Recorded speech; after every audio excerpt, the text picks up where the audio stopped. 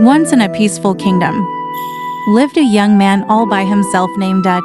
He was discriminated by all because his parents had both died in his early years, and he had a very big mysterious large ears. Uch ears prevented him from associating with his peer groups. He was disliked and unloved by all who came in contact with him. He was always discriminated in social gatherings and gossiped about in the neighboring villages.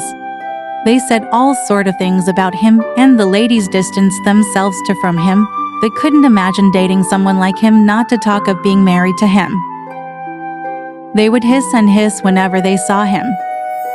Uch kept crying in silence day after days, and wondered if he was a curse or a blessing to himself. 5 years later, the king's only son was returning from abroad where he had gone to study medicine.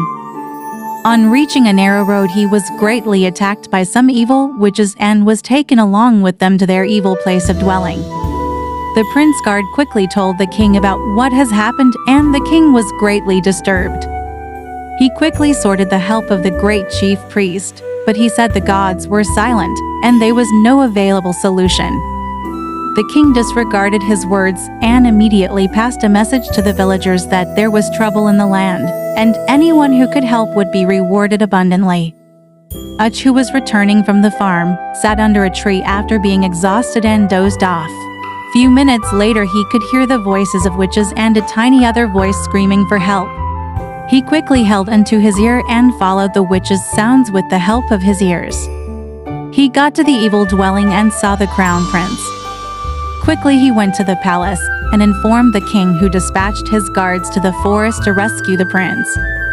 Upon the safe return of the crown prince, the king immediately appointed Uch as the chief security officer to the prince because he could hear voices they couldn't hear. And he also ordered that he lived in the palace with the royal family together. From then henceforth, Uch's life changed for good. He became popular and loved by all.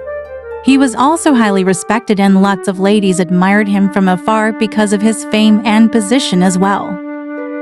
Uch realized his ears were actually a blessing in disguise.